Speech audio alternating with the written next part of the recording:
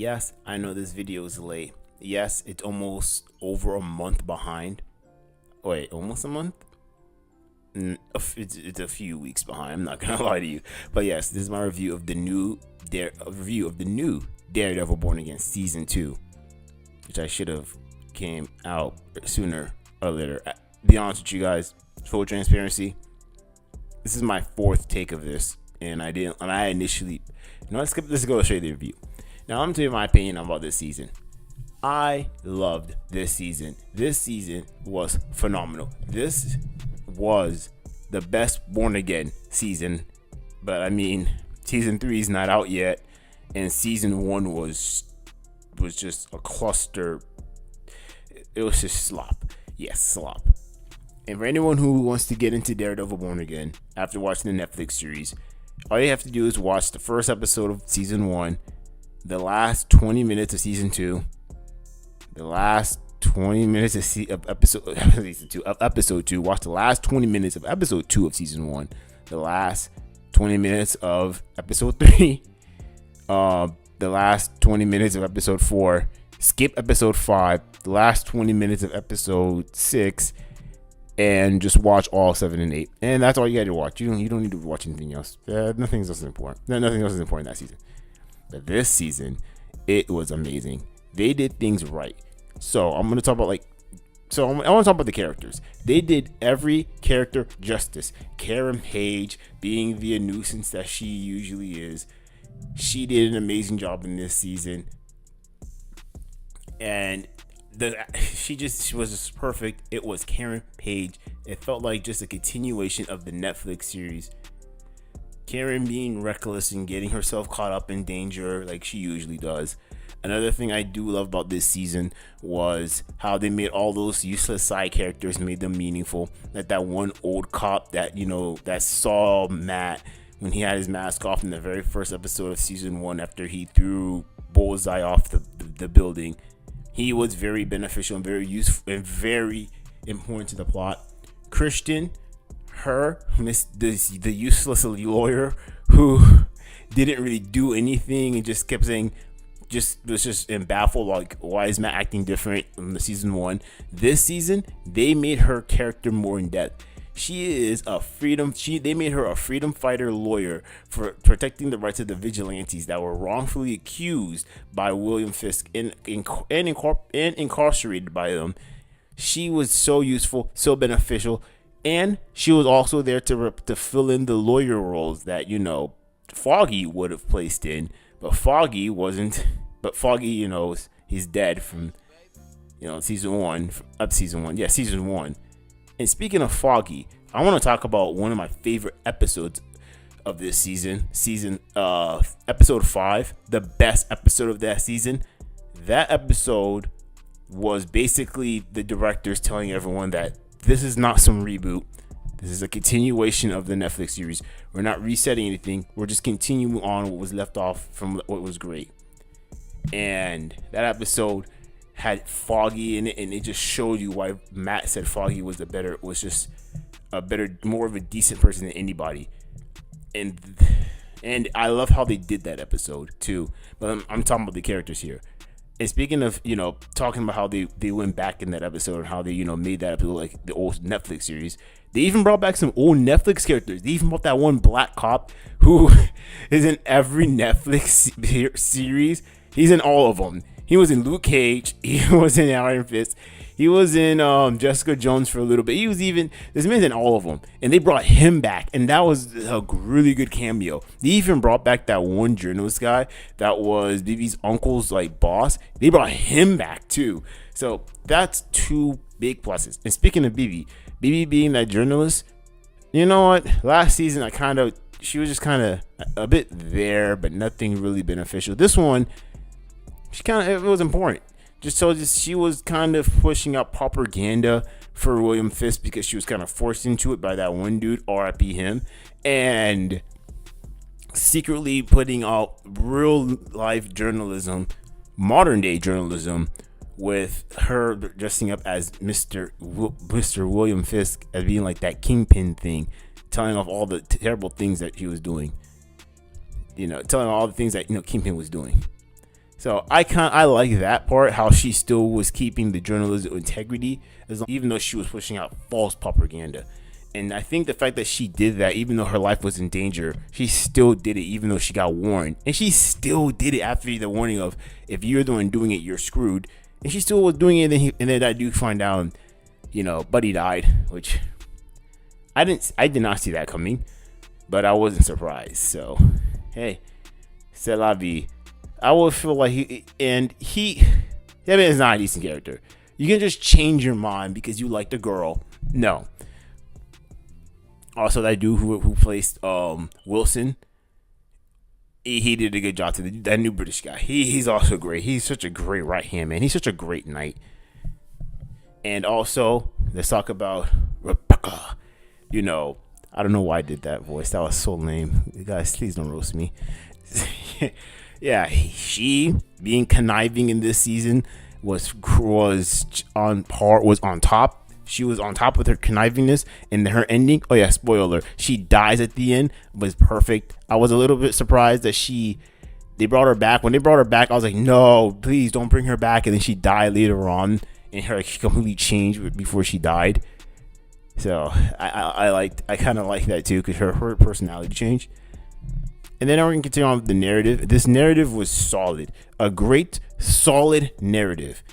This narrative was basically just William Fisk is mayor. He created his own private army called the Task Force to implement his form of authoritarian justice upon the citizens of New York. Now, I know this series is called Daredevil Born Again off the Born Again comics.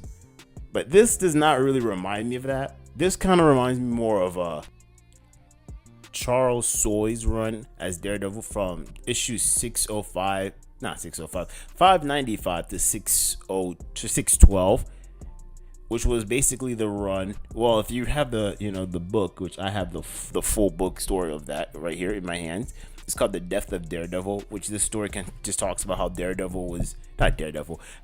Kingpin was mayor and he used the police in New York as a private army to he can arrest a bunch of vigilantes, which is very similar to the show. This kind of seems more like that, but they use the Born Again, because Matt Born Again is Daredevil, but it doesn't really. It's named after a comic series of a Daredevil comics run called Born Again. But this does not remind me of Born Again. This is more of like the Death of Daredevil story arc, due to the whole Fisk becoming mayor, which I think, in my personal opinion, I don't know if he was inspired by Animal Farms, because they have the same kind of narrative about how a leader had a private militia and control the whole barn, or is he talking about Donald Trump's first term run, which was basically him saying it's a bunch of oligarchies and how it's basically a bunch of oligarchies, which kind of translated today. I don't know, but whatever. I digress though. I like the run. I like this run, and it kind of reminded me of something similar to this run, like very similar to this. This season did remind me similar to it, like not basically narrative speaking wise, but more of how the feel of it, of how Kingpin's control of, and how he used a whole private military of police officers to force this justice. I know I'm repeating myself. I know I sound redundant. Please dislike, comment, and subscribe, and we'll get better here. I'm not editing that out. And that's what I think about this whole thing. Now I'm gonna talk about the things I dislike about this season. All right, this is gonna be a nitpick, a small little nitpick. The girl who plays White Tiger, nothing wrong with her. Well, there's only one thing wrong with her. It's the height. The girl's is barely 5 foot, man. And she's a midget. Like, if you ever see your next character, they pan out the cameras in a way so you don't get to see her next to them, but she is tiny.